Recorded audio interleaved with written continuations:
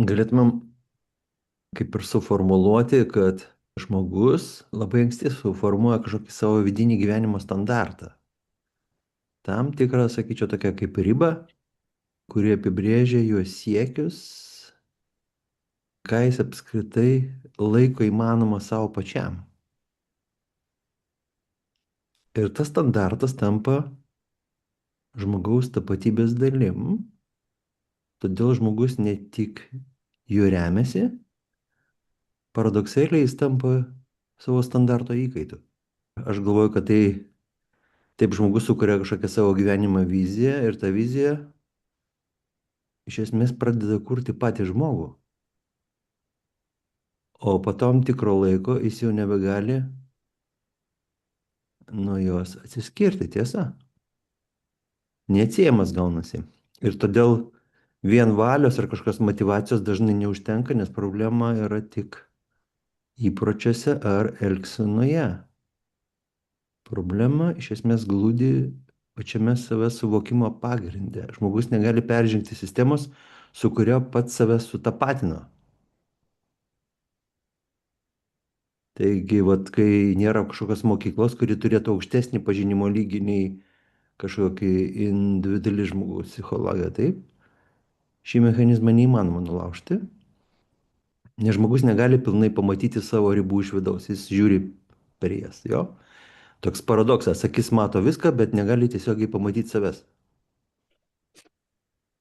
Nes žmogus nemato pačios vertybių sistemos, nes sistema yra jo matymo būdas.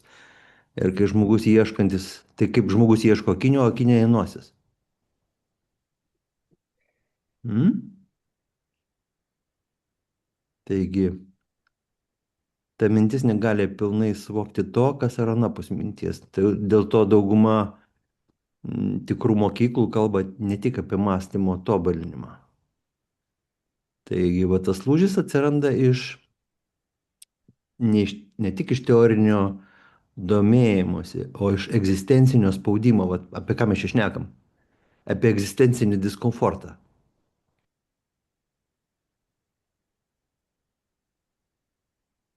Mhm. Tai va, tai ta sena sistema, kol veikia, žmogus retai ją kvestionuoja iš esmės. Net jei jaučia vidinį nepasitenkinimą, jis dažniausiai ką jis bando pagerinti aplinkybės ir tuo pačiu sustiprinti savo identitetą arba sukurti, tarkim, savo kažkokią naują versiją. Tada ateina momentas, kada žmogus pradeda matyti pasikartojimą. Tie patys santykiai, tos pačios baimės, tie patys vidiniai konfliktai, net tos pačios naujos pradžios. Kitaip sakant, aš judu, bet iš esmės aš grįžtu vėl į tą pačią vietą. Ir čia prasideda jau tokia, sakyčiau, psichologinė problema ir egzistencinė krizė, ką aš visada galvoju, kad tai yra tikrojo ieškojimo pradžia. Čia prasideda. Tai va, tai ir dažnai tai būna skausminga, nes griūna ne viena idėja, griūna visas žmogaus pasakojimas tarsi pačiam apie save. Dėl to daugelį tradicijų šita krizė, nu, yra toks, tai ne pavojus, tai prabudimo taškas. Aišku, čia atsiranda iš karto klausimas mokytojo ar gurų, todėl kad mokytojas duoda tiesą. Jis mato tos mechanizmus, kurių mokinys nemato. Ir jis pats jau praėjęs tą vidinį lūžį ir svarbiausia, kad jis tampa tokiu kaip tiesioginiu atspindžiu, per kurį žmogus mato save pats.